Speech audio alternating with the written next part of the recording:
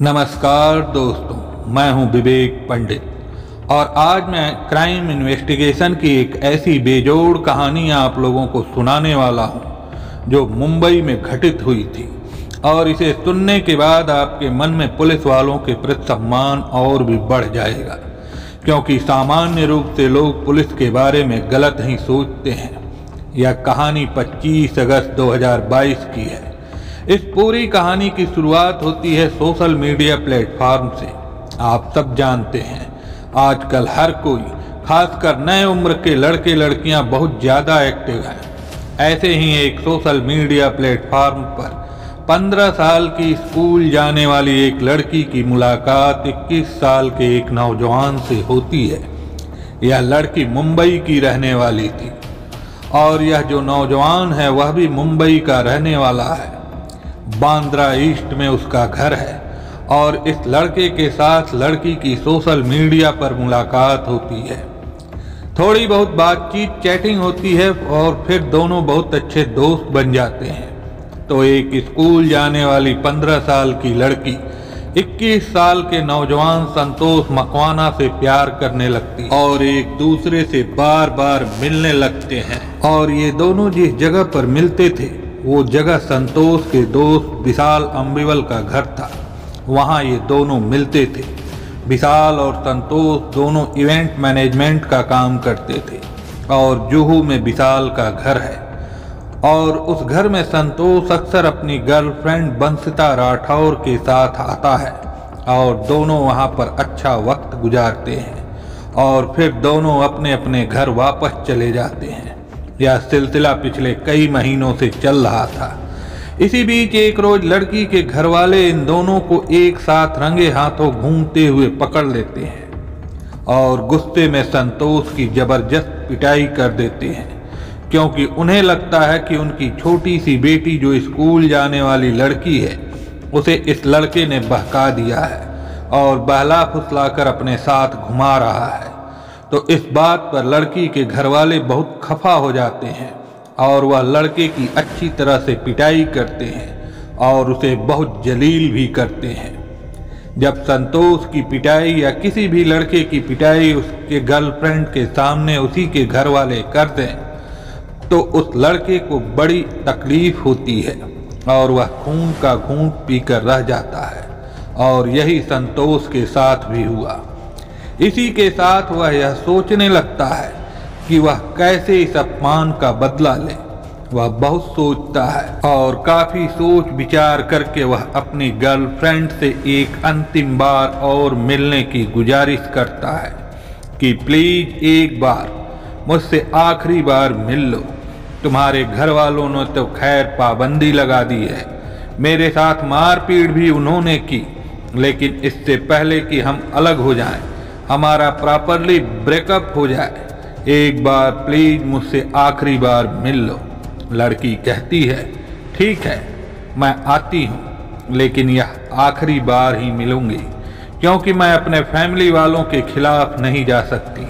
और वो 25 अगस्त को स्कूल जाने के बहाने उससे मिलने चली जाती है और शाम तक जब वह घर नहीं लौटती तो घर वाले अपनी बेटी की खोजबीन करना शुरू कर देते हैं, क्योंकि बेटी 25 अगस्त को स्कूल जाने की बात कहकर निकली थी और शाम होने के बाद भी घर नहीं लौट पाई। जब घबराए माता पिता ने आसपास के इलाके में तलाशी भी ली, लेकिन कुछ पता नहीं चला। घर वाले परेशान थे। तब उन्होंने पुलिस को लड़की के लापता होने की सूचना दी। उनकी शिकायत के आधार पर अंधेरी पुलिस ने अपहरण का मामला दर्ज किया था, क्योंकि लापता लड़की नाबालिग थी। 26 अगस्त को यानी एक दिन बाद एक सूटकेस पर परेरा नगर के लोगों की नजर पड़ी। वह सूटकेस जिस तरह से एक जंगली सुनसान जगह पर रखा हुआ था, उसे देखकर ही लग रहा था कि शायद इसके पीछे कोई साजिश है और सूटकेस में कोई ऐसी चीज है जो नॉर्मल नहीं है। ऐसे लोगों के मन में उस सूटकेस को देखते ही ख्याल आया हो सकता है कि कुछ खून के धब्बे या कतरे भी लोगों को उसमें नजर आए हों। तो लोगों ने नया गांव रेलवे पुलिस को फोन किया और जब नया गांव रेलवे पुलिस चौकी मौके पर पहुंची तो उसने तुरंत अंधेरी पुलिस को कॉल करके सूचना दी। फिर अंधेरी पुलिस ने सूटकेस के अंदर पड़ी स्कूल ड्रेस और तौलिया अपने कब्जे में ले लिया। डेड बॉडी को पोस्टमार्टम के लिए भिजवाया और स्कूल ड्रेस की जांच करके पुलिस ने स्कूल के बारे में पता लगा लिया।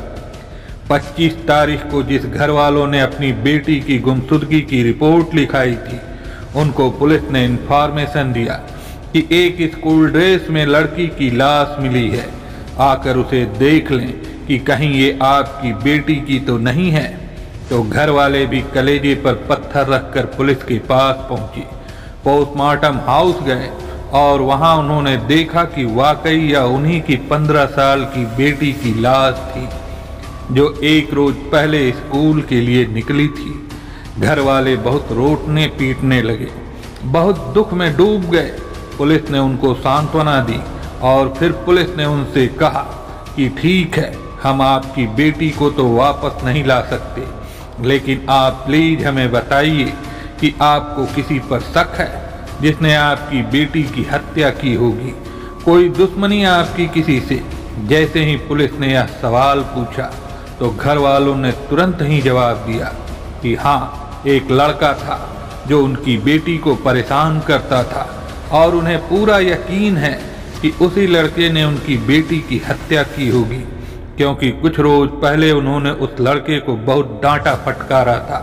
साथ में उसे चेतावनी भी दी थी कि कभी हमारी बेटी से दोबारा न मिलना। तो हो सकता है कि उस लड़के ने यह हत्या की हो और उस लड़के का नाम संतोष मकवाना है। अब पुलिस ने संतोष मकवाना के बारे में और ज़्यादा जानकारी पता करने की कोशिश की तो यह जो लड़की के घर वाले हैं, उन्होंने ही संतोष का मोबाइल नंबर भी पुलिस को दिया और घर का एड्रेस वगैरह दिया। पुलिस ने घर के एड्रेस पर भी टीम भेजी, लेकिन संतोष वहां पर नहीं था। मोबाइल नंबर जो पुलिस को मिला था वह मोबाइल नंबर भी स्विच ऑफ था। तो जाहिर है जो सस्पेक्ट है वह बचने के लिए अपना मोबाइल तो स्विच ऑफ रखेगा। पुलिस के लिए यह एक बड़ा झटका था, क्योंकि पुलिस को यह समझ में नहीं आ रहा था कि मोबाइल स्विच ऑफ है तो अब वह संतोष को कैसे पकड़े, कैसे उस तक पहुंचे। तो एक बहुत बड़ा चैलेंज मुंबई पुलिस के सामने था। लेकिन जो इन्वेस्टिगेशन का तौर तरीका होता है और पुलिस जिस तरह से किसी भी मामले की जांच आगे बढ़ाती है, पुलिस ने उस मोबाइल नंबर को सर्विलांस पर डाल दिया ताकि अगर वह मोबाइल किसी भी टाइम में किसी भी जगह पर स्विच ऑन हो तो उसके बारे में पुलिस को जानकारी मिल जाए। पुलिस के इस एफर्ट का बहुत जल्दी नतीजा सामने आया। 27 अगस्त को पुलिस ने यह देखा कि मोबाइल जो है वह सिर्फ 10 सेकंड के लिए स्विच ऑन हुआ था। अब जैसे ही पुलिस को पता चला कि मोबाइल स्विच ऑन हुआ है तो पुलिस ने फौरन यह पता करने की कोशिश की कि वह मोबाइल किस जगह पर स्विच ऑन हुआ है। लेकिन जब पुलिस ने सर्विस प्रोवाइडर से और तमाम जो दूसरे रिसोर्सेज हैं उनसे पता किया कि भाई मोबाइल कहाँ पर स्विच ऑन हुआ है, तो उनको पता चला कि फ़ोन मुंबई में नहीं बल्कि गुजरात की राजधानी अहमदाबाद में है। अब अहमदाबाद में किस जगह है उसके टावर की लोकेशन पुलिस ने पता करने की कोशिश की तो पुलिस को यह पता चला कि अहमदाबाद में बिल्कुल रेलवे स्टेशन के पर जो टावर है उस टावर के साथ यह मोबाइल फ़ोन कनेक्टेड हुआ था सिर्फ 10 सेकंड के लिए और फिर स्विच ऑफ हो गया। और जब यह फ़ोन स्विच ऑन हुआ था वह टाइम था सुबह के वक्त 5:20। अब पुलिस को यह लगने लगा कि हो सकता है कि यह जो संतोष मकवाना है जिस पर कत्ल का इल्ज़ाम है और उसका साथी विशाल वह भी फरार है, तो यह जो दोनों लड़के हैं हो सकता है कि ट्रेन में बैठकर मुंबई से चले गए हों और अहमदाबाद में ही उतरकर कहीं वह छिपने की कोशिश कर रहे हैं।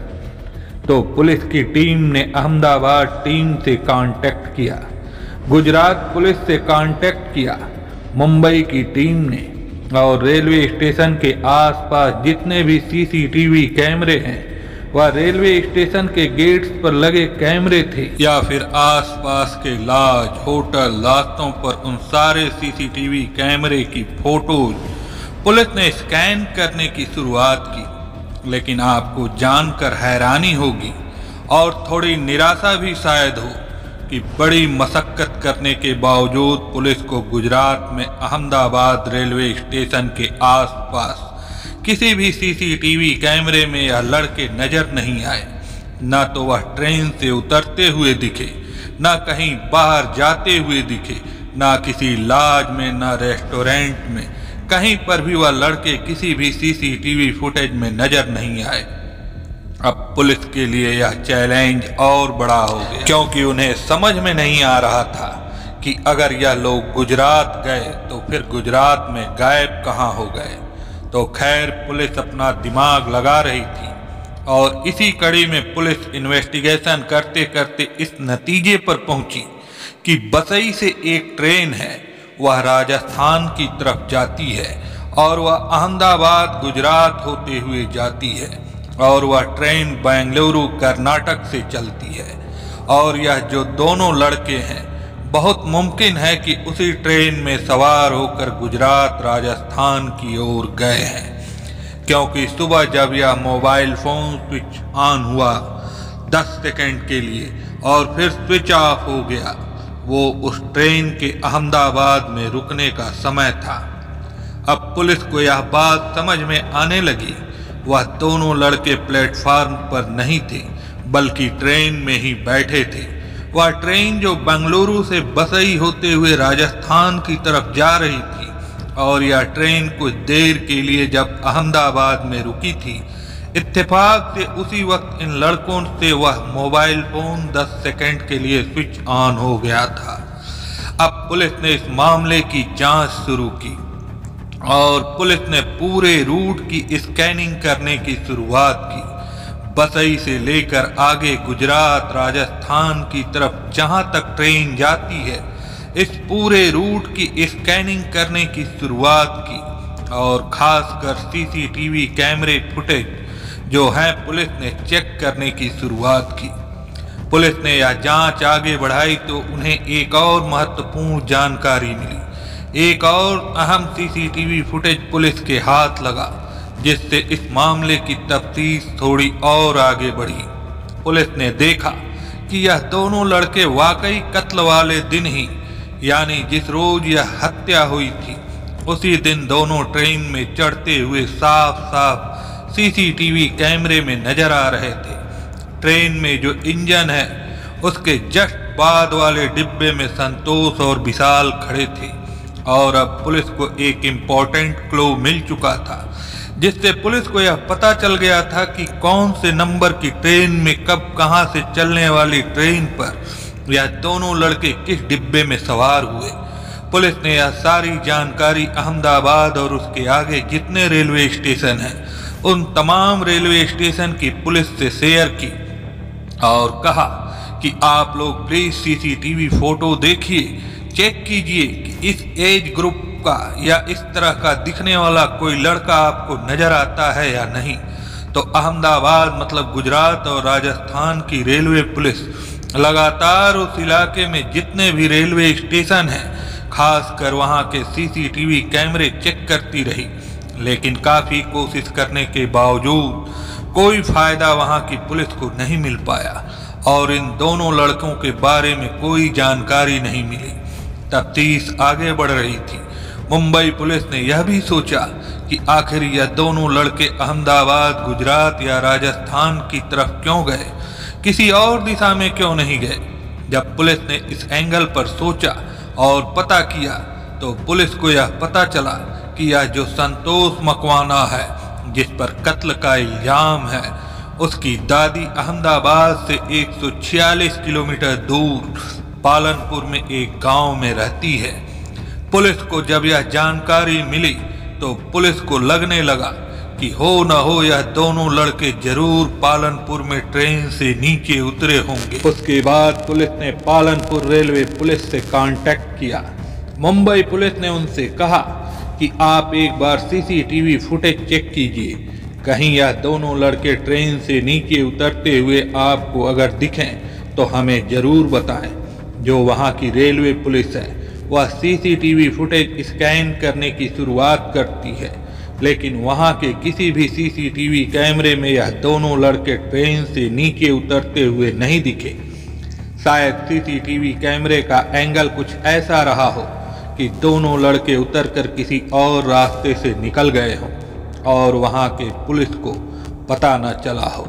यह भी हो सकता था, इसलिए मुंबई की एक पुलिस टीम पालनपुर पहुंची और उन्होंने संतोष के दादी के घर दबिश दी और दादी से और घर के दूसरे लोगों से पूछताछ की, मगर दादी ने साफ साफ इनकार कर दिया और बल्कि यह भी पूछने लगी कि भाई यह क्या बात हो गई, हमें तो पता ही नहीं संतोष यहाँ आया है।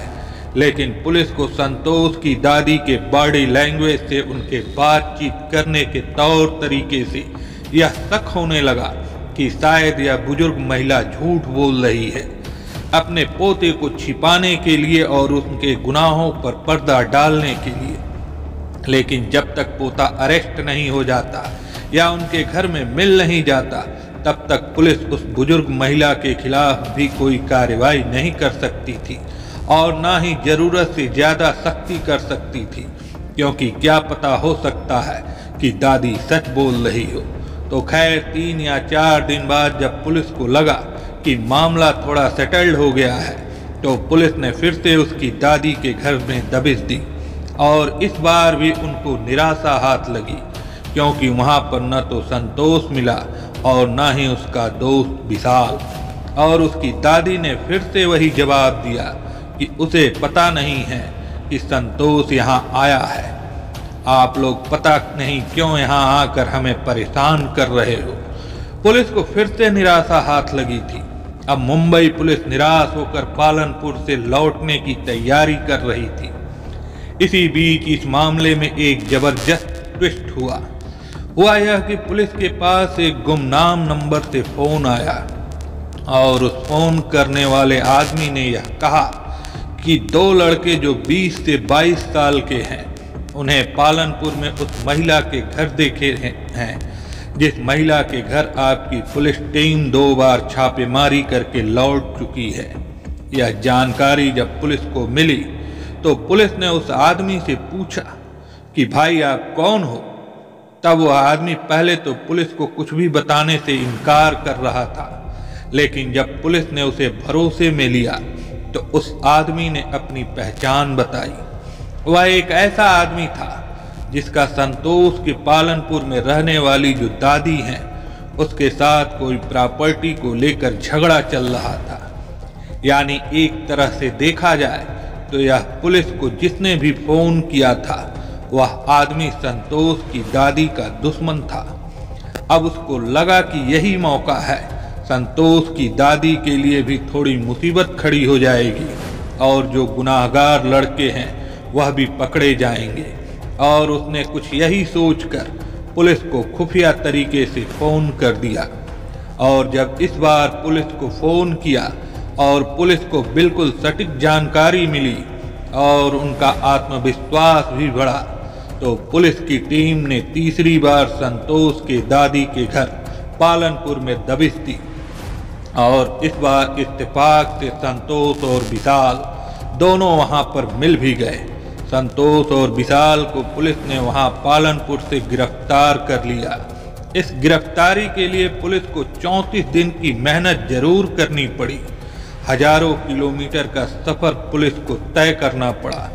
पुलिस ने दोनों से सख्ती से पूछताछ की, तब दोनों ने कत्ल की बात कबूल की और पूछताछ में एक कहानी सामने आई। संतोष ने लड़की को मिलने के लिए बुलाया। वह लड़की संतोष के बुलाने पर उससे मिलने जाती है। संतोष उसे अपने दोस्त विशाल का जुहू में जो घर है वहां लेकर जाता है, जहां पर वह पहले भी मिला करते थे।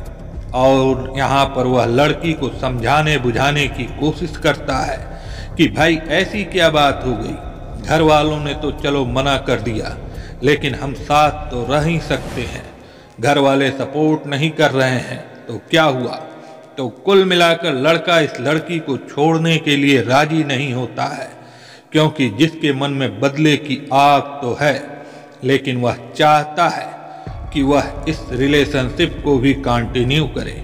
लेकिन लड़की अपने बॉयफ्रेंड की पिटाई के बाद इतनी घबरा जाती है कि वह तय कर लेती है कि अब वह संतोष के साथ आगे कंटिन्यू नहीं कर सकती, और वह सीधा कह देती है संतोष से कि वह अपने परिवार वालों के खिलाफ जाकर इस रिलेशनशिप को कंटिन्यू नहीं कर पाएगी, चाहे जो हो जाए।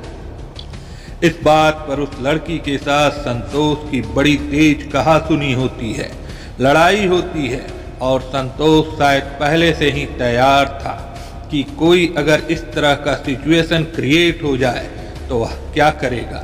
और इसी तैयारी की बदौलत उसके पास एक चाकू भी था। उसने वह चाकू अपनी जेब से बाहर निकाला और ताबड़तोड़ अपनी गर्लफ्रेंड पर उसने वार करना शुरू कर दिया। और जब वह अपनी गर्लफ्रेंड पर हमले कर रहा था तो संतोष का जो दोस्त है विशाल, वह भी वहां बगल वाले कमरे में मौजूद था। जैसे ही विशाल ने चिल्लाने की आवाज सुनी, वह भी कमरे से बाहर आया।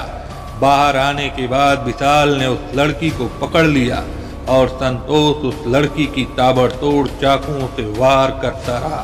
तो कुल मिलाकर बॉयफ्रेंड ने गर्लफ्रेंड की हत्या कर दी। 15 साल की स्कूली बच्ची की हत्या। अब हत्या तो कर दी, यह भी दोनों कम उम्र के लड़के थे। इनके पास भी बहुत ज़्यादा एक्सपीरियंस नहीं था। दिमाग जितना चला सकते थे उतना चलाया, और उन्होंने सोचा कि अब कैसे बचें। तो बचने के लिए उनको जो तरीका समझ में आया, उनको लगा कि इस लड़की का ड्रेस चेंज कर देते हैं। तो यह आइडेंटिफिकेशन के सारे कपड़े चेंज कर दिए। स्कूल ड्रेस पर आई थी वह लड़की, लेकिन स्कूल ड्रेस निकाल कर उतार कर अलग रख दिया और लड़की को विशाल के ही कपड़े पहना दिए, क्योंकि विशाल के घर में हत्या हुई थी तो उसी के कपड़े पहना दिए। और पहनाने के बाद एक बड़े से सूटकेस में उसकी लाश भर दी। लेकिन बेवकूफ़ी कह लीजिए, पहचान छिपाने के लिए उन्होंने लड़की के कपड़े तो जरूर बदल दिए, लेकिन उस लड़की के जो स्कूल के कपड़े थे वह सारे कपड़े उन्होंने उसी सूटकेस में डाल दिए जिस सूटकेस में उन्होंने लड़की की लाश भरी थी। और फिर उस सूटकेस को उन्होंने अच्छी तरह से पैक किया और पैक करके जुहू से निकले और फिर अंधेरी पहुँचे। और अंधेरी से विरार की तरफ जो लोकल ट्रेन की लाइन गुजरती है, उस तरफ जाने वाली एक लोकल ट्रेन में दोनों सवार हो गए। दोनों लड़के संतोष और विशाल, और उनके साथ सूटकेस में बंद संतोष की गर्लफ्रेंड की लाश। इसके बाद यह दोनों लड़के मुंबई से विरार के रास्ते में एक जगह है नया गांव, वहां उतरे। और नया गांव में उतरने के बाद वहां से और आगे गए एक और लोकेलिटी जिसका नाम है परेरा नगर। उस परेरा नगर में उनको एक जगह पर घने जंगल दिखाई पड़े, और वह जगह जो है वह आबादी से थोड़ी दूरी पर थी। और उसी जंगल में उन्होंने यह सूटकेस जो है फेंक दिया, और सूटकेस फेंक देने के बाद यह दोनों लड़के वापस फिर से ट्रेन में बैठकर निकल गए।